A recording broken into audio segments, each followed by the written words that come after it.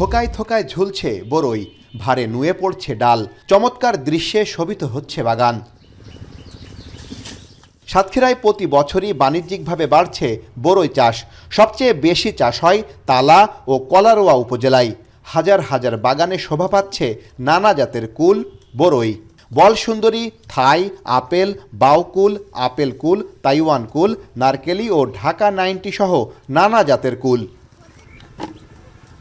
স্বাদের অনন্যতায় সারা দেশে চাহিদাও আছে বেশ, আর উৎপাদন খরচের তুলনায় লাভ বেশি হওয়ায় চাষিরাও ঝুঁকছেন কুল চাষে।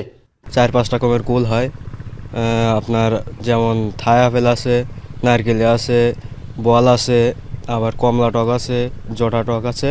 এখান থেকে কার্টুন করে ধরুন ঢাকা, খুলনা, বরিশাল, চিটাগাং বিভিন্ন অঞ্চলে এটা চলে যায়। খুলনার দাম দিচ্ছে আপনার 150 টাকা, ঢাকা দিচ্ছে 180 থেকে 200 টাকা, আর আপেল কুল দিচ্ছে 70 টাকা বা 100 টাকা, আর টক কুল দিচ্ছে 90 টাকা, 100 টাকা।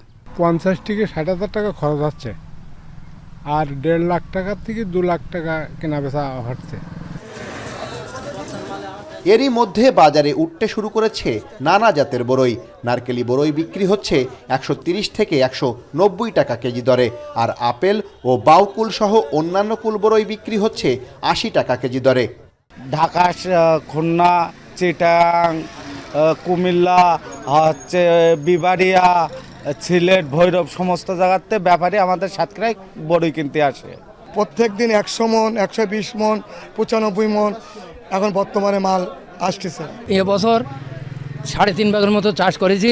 বর্তমানে আমার বেচাকেনা হয়েছে 3.5 লাখের মতো। আরও আশা করছি 5 লাখ টাকা হবে, এরকম আশা করছি আমি। 1 বিঘা 15 কাঠা জমি কুল বাগান আছে। 3.5 লাখের উপরে বেচাকেনা হয়েছে। অল্প কিছু ফল আছে, মোটামুটি বাজার ভালো পাইছি এবার। কৃষি বিভাগ বলছে নিয়মিত বরই চাষিদের পরামর্শ ও সহায়তা দেওয়া হচ্ছে।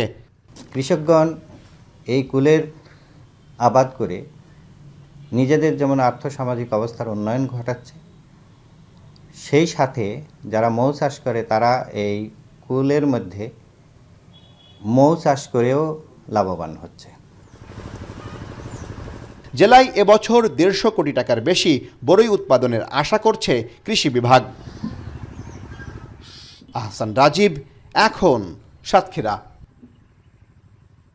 শিয়া বাটার ও ভিটামিন ই সমৃদ্ধ lily glam beauty soap. Lily, always beautiful.